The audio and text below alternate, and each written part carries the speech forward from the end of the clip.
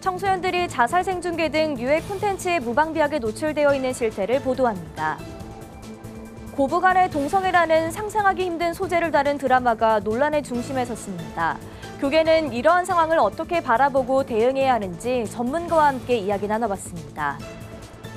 크리스천 예술가들의 모임 아트미션이 창립 25주년을 맞아 하나님께서 주신 은총을 표현한 작품들을 한자리에 모았습니다.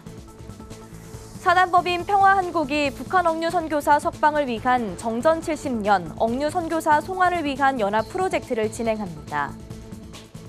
정부 세종청사 기독선교연합회가 맥추절 기념 연합예배를 개최했습니다.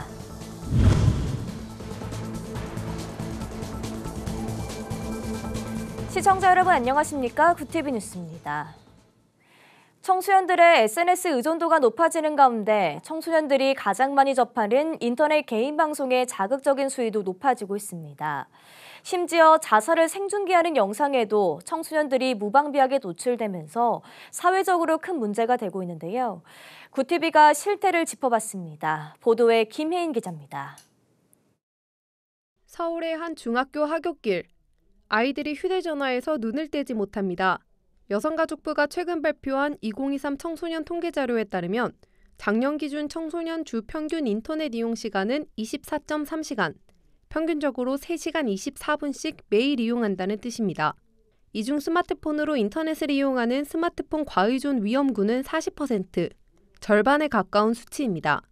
문제는 학생들이 스마트폰으로 이용하는 콘텐츠가 주로 인터넷 개인 방송이라는 사실입니다. 이제 유튜버들이나 이제 이런 콘텐츠를 제작하는 측에서도 그런 자극적인 소재들을 지속적으로 노출시키고 있고 또 청소년들이 무방비하게 거기에 노출되어 있는 건 맞는 말이죠. 자기 존중이 굉장히 낮은 친구들이 자극적인 콘텐츠를 많이 찾아요. 인터넷 개인 방송, 일명 BJ들이 제작한 영상 중에는 유해한 콘텐츠가 상당수를 차지합니다. 성인용 영상물을 넘어 최근엔 자살, 자해 생중계 콘텐츠까지 손쉽게 접할 수 있습니다.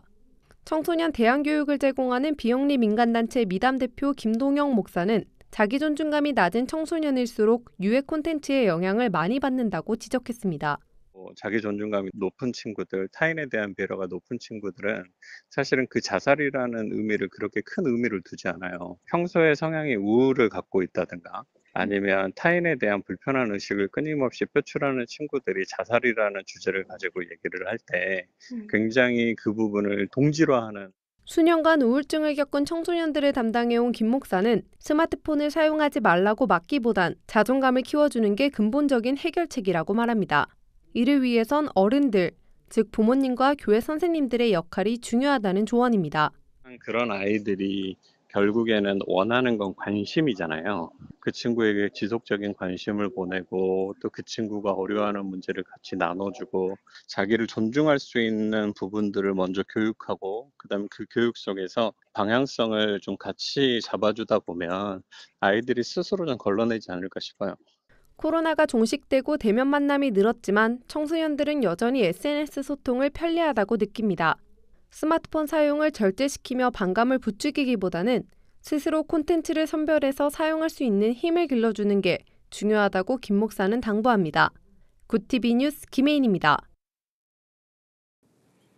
TV와 OTT 등 시청 채널이 많아지고 콘텐츠가 다양화되면서 특정 소재로 인한 논란도 빈번하게 일어나고 있습니다. 최근 종편 채널에서 방송 중인 한 드라마는 고부간의 동성애라는 충격적인 소재를 다루면서 이른바 막장 드라마라는 시청자들의 비판을 받고 있는데요. 굿티비 기획보도 두 번째 시간으로 미디어에 침투한 동성애를 기독교는 어떻게 봐야 하는지 김효미 기자가 취재했습니다. 나 당신 안 사랑해. 어머님 사랑한다고. 며느리로서가 아니라 여자로서요. 무슨 뜻인지 아시죠? 안아드리고 싶어요. 저도 안기고 싶고. 지난 6월 첫 방송된 한 종편 채널의 드라마 중 한 장면. 가족 모임에서 시어머니에게 며느리가 느닷없이 고백하는 충격적인 장면이 방송됐습니다. 내용이 어느 정도 전개된 후부턴 술에 취한 며느리는 침대에 누운 시어머니 옆에 겉옷을 벗고 누우며 고부간의 동침과 동성애를 암시하는 듯한 장면도 등장했습니다. 동성애에 금기시되는 고부간의 사랑까지 더한 소재의 드라마를 방영했다는 것 자체로 선을 넘어도 너무 넘었다. 충격적이라는 시청자의 의견이 쏟아지고 있습니다. 현재 해당 방송사 시청자 게시판에는 막장 중에 막장인 드라마 방영 금지하라, 고부간 동성애 막장 드라마를 멈춰달라는 시청자들의 글이 쇄도하고 있습니다. 반발이 거세지자 제작진은 근친이나 동성애 소재와 드라마는 무관하다고 입장문을 통해 해명했지만 입장문과 달리 현재 드라마는 계속해서 두 사람의 사이에 묘한 분위기를 연출하고 있습니다. 백광원 문화선교연구원 원장은 방송사가 노이즈 마케팅과 같은 홍보를 노리고 상업적인 측면만을 고려해 동성애와 같은 요소를 다룬 것은 무책임한 행동이라고 지적했습니다. 노이즈 마케팅 차원에서 이런 것들도 이루어지고 있어서 일반적인 미디어나 이런 것 상업적인 측면에서 이런 문제를 다루고 또 그것이 청소년이라든가 대중들에게 미치는 어떠한 영향들에 대해서 미디어나 이런 것들이 조금 더 책임감 있게 접근을 해줘야 된다. 이 동성애에 대해서 여전히 이제 불편한 사람들이 여전히 존재하고 있는데 거기에 대한 배려도 반드시 필요하다. 전문가들은 동성애, 근친상간, 불륜 등 비성경적인 소재가 남발하게 되면 자연스레 용인되거나 미화될 위험성이 있다고 지적합니다. 백 원장은 동성애 진영이 이제 성소수자라는 명칭이 무색하게 문화적 힘을 가진 집단으로 커졌다며 기독교인들이 이러한 시대 풍조에 대처할 수 있는 방안을 진지하게 고민해봐야 할 시점이라고 조언했습니다. 구티비 뉴스 김효미였습니다. 기독교 예술가들의 모임 아트미션이 창립 25주년을 맞아 특별한 전시회를 열었습니다. 세상 문화에 흔들리지 않고 문화 청지기의 삶을 살아가는 예술가 55명은 지구뜰 정원사의 은총일기라는 주제의 전시에서 관람객들을 맞이했습니다. 장세인 기자가 보도합니다. 파주 헤이리 마을의 한 갤러리. 기독교 예술인들의 작품 55점이 전시돼 있습니다. 작은 진열장 안에 있는 빈들의 마른 풀은 자연 속 하나님의 섭리를 나타냅니다. 기도하는 손과 세상 속에 심긴 그리스도인들, 하나님께서 창조하신 숲과 자연, 그리고 소중한 가정도 그려냈습니다. 세상 문화 속에서 소망을 전하는 문화 청지기의 삶을 감당하고자 크리스천 예술가들이 모인 단체 아트미션. 올해로 창립 25주년을 맞아 기념전 지구뜰 정원사의 은총일기를 마련했습니다. 예술가들은 사실 저희가 이게 하나님으로부터 받은 은총입니다. 그 은총을 가지고 세상에 나아가서 문화적인 돌봄을 해야 된다는 그런 사명감이 있습니다. 그래서 저희 아티스트들이 그런 거에 고심을 하면서 그림을 통해서 보는 이들로 하여금 그 하나님의 임재를 체험할 수 있는 그런 작품들을 마음속에 담고 하고 있죠. 생명을 향한 하나님의 사랑과 은총이 깃든 지구라는 뜰. 예술인들을 말씀으로 지구를 돌보는 정원사에 빗대어 표현했습니다. 손으로 터치하면 움직이는 작품과 천을 인두로 지져 만든 눈물 등 입체적으로 전시를 관람할 수 있습니다. 예수님의 비유 이야기와 이적들을 시리즈로 담아낸 작품도 있습니다. 이 시리즈는 성경을 재해석하는 작업으로 예수님의 말씀을 그린다는 것은 이전에도 있어 왔고 아주 오래전부터 여러 가지 모습으로 이렇게 그려져 왔는데요. 언제나 개인에게는 새로운 말씀으로 주어지고 이 말씀이 나에게 주는 감동에 따라서 새롭게 해석되는 그런 이미지로 이렇게 표현을 하게 되었습니다. 작품명 터치를 그린 조혜경 작가는 예술인이 먼저 신앙으로 바로서 작품을 감상하는 사람들에게도 위로의 터치를 해줄 수 있으면 한다고 전했습니다. 십자가에 구원해 주셨기 때문에 구원받은 사람이 또 아픈 사람을 치료해 줄 수 있다는 오직 하나님의 그 영화로운 또 아름다운 모습을 우리가 신앙 속에서 먼저 은혜를 받고 또 사람들에게 위로를 주고 또 함께하는 공감하는 마음이 평안해지고 또 마음이 저 속에 있는 작가 속에 있는 그런 하나님의 보내준 그 빛을 좀 같이 공감했으면 좋겠다 하는. 지구뜰 정원사의 은총일기는 이달 30일까지 경기도 파주 헤이리 이랜드 갤러리 비관에서 진행됩니다. 아트미션은 오는 9월 생명돌봄의 예술을 주제로 크리스천 아트포럼도 개최할 예정입니다. 구티비 뉴스 장세인입니다. 사단법인 평화한국이 정전 70년 억류선교사 송환을 위한 연합 프로젝트를 진행합니다. 지난 70년을 돌아보며 민족 분단과 국민 분열의 죄를 회개하고 북한에 억류 중인 김정욱, 김국기, 최춘길 선교사 석방을 위한 기도와 한반도가 예수 안에서 하나 되는 복음 통일을 이루어가기를 바라는 취지에서 시작됐습니다. 세부 프로그램으로는 북한 인권 증진을 위한 국제학술회의, DMZ 국제평화연합예배, 정전 70년 평화 콘서트, 북한 억류 선교사 송환을 위한 민간 공공외교가 진행됩니다. 7월 21일부터 시작되는 이번 프로그램은 평화한국 유튜브 채널을 통해 온 오프라인으로 참여할 수 있습니다. 정부 세종청사 기독선교연합회가 10일 맥주감사 연합예배를 마련했습니다. 정부 세종청사 기독선교연합회는 국무총리실, 공정거래위원회 등 22개 부처와 위원회 선교회로 구성돼 공직자들의 복음화를 위해 사역하고 있습니다. 이날 예배는 국민권익위원회 선교회가 주관했으며 서울 하늘가족교회 방원철 담임 목사가 말씀을 전했습니다. 박 목사는 청사에서 근무하는 18,000 공무원들 뒤에서 기도하는 귀한 사명을 품고 하나님을 의지하며 소속 부처로 복음을 흘려보내는 선교회가 되길 바란다고 권면했습니다. 예배엔 옹 기장이 찬양단이 특별 찬양을 선보이며 찬양을 인도했습니다. 전주 갈렙교회의 오병이어 선교 활동이 지역 주민들에게 좋은 반응을 얻으며 화제가 되고 있습니다. 오병이어 선교는 지역 주민들에게 복음을 전하기 위해 고안한 노상전도로 계절에 따라 붕어빵, 팥빙수, 버스킹 활동을 통해 지역 소통과 기독교 복음화에 앞장서고 있습니다. 우리 에베소에서 복음을 전하면서도 핍박받고 또 그 에베소에서 디모데도 나중에 순교를 했지 않습니까? 그래서 하나님이 복음을 전하는 일에 전혀 두려워하지 않고 예수님을 따라서 또 바울 사도를 따라서 복음 전하는 일을 하고 있습니다.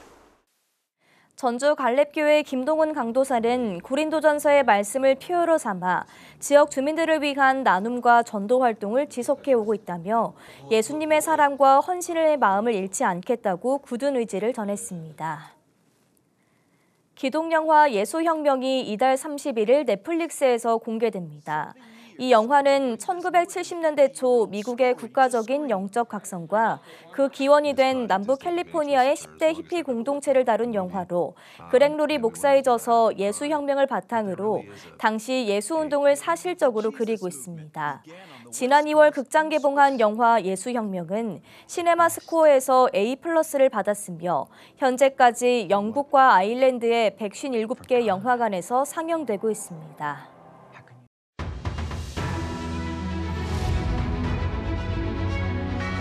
오늘의 이슈 포커스입니다.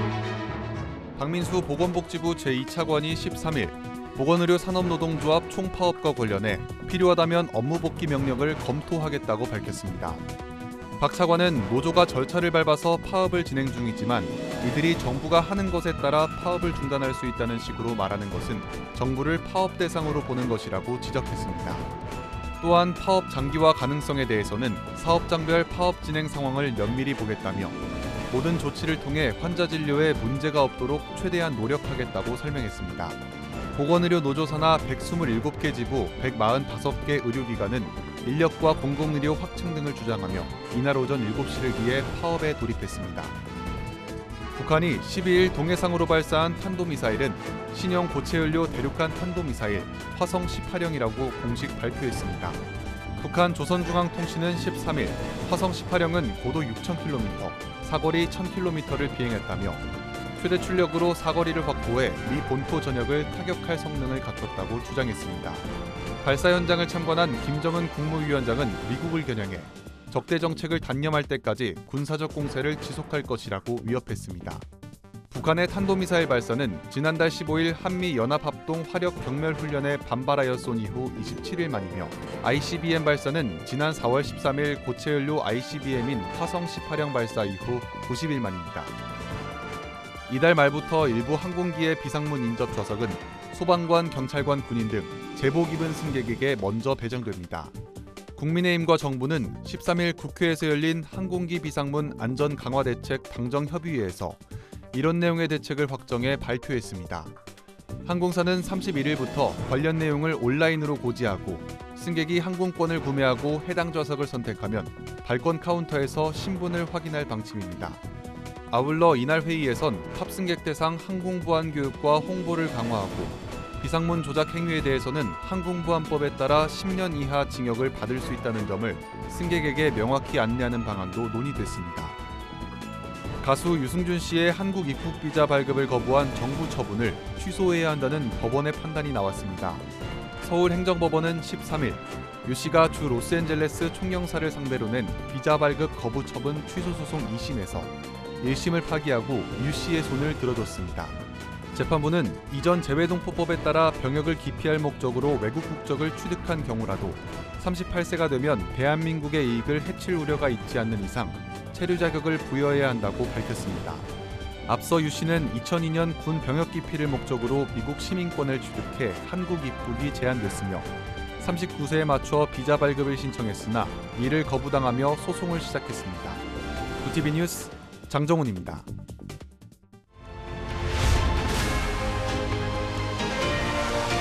VTV 월드와이드입니다.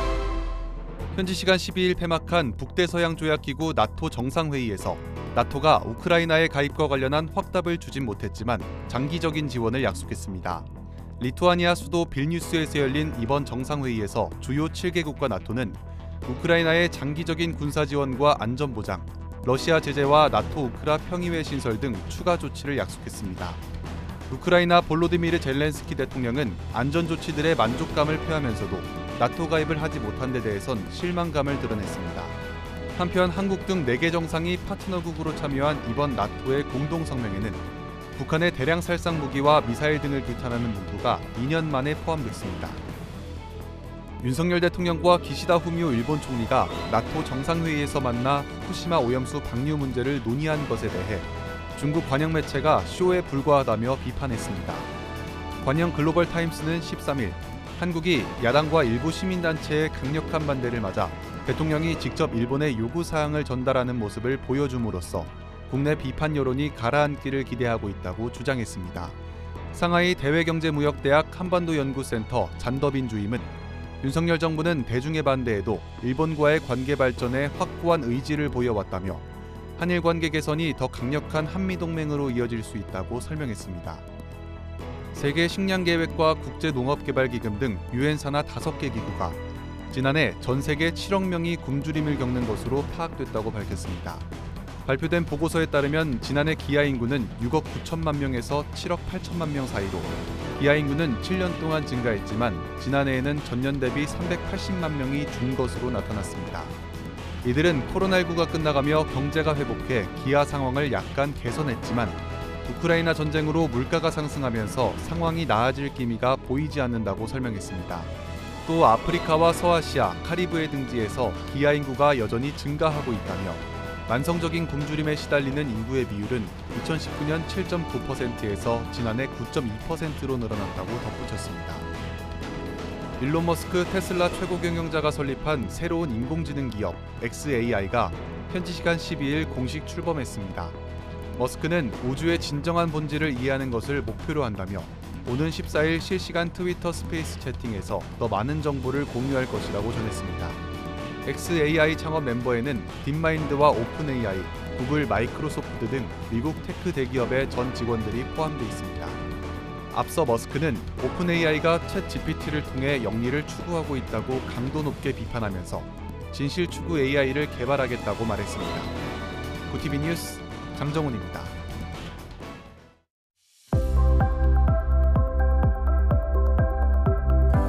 내일은 남부지방의 빗줄기가 더 거세질 것으로 보입니다. 토요일까지 충남과 전북 지역에 400mm가 넘는 물벼락이 떨어지겠고요. 그 밖에 중부와 경북 지역에도 300mm 이상의 장대비가 내리겠습니다. 서울을 비롯한 그 밖의 전국으로도 50에서 250mm의 많은 비가 예상됩니다. 대비 철저히 해주시기 바랍니다. 이어서 전국 날씨입니다. 내일 한낮 최고 기온은 서울 26도, 강릉 31도가 예상됩니다. 남부지방은 광주와 대구 28도, 부산 27도, 제주는 32도를 보이겠습니다. 날씨였습니다. 중부지방을 중심으로 전국에 집중호우가 이어지고 있습니다. 비 피해가 예상되는 만큼 대비에 만전을 기해 주셔야겠습니다. 안전사고 일어나지 않도록 위험 지역은 피해 주시고 침수 예상 지역도 통행하지 않도록 각별히 유의해 주시기 바랍니다. 이상으로 뉴스를 마칩니다. 함께해 주신 여러분 고맙습니다.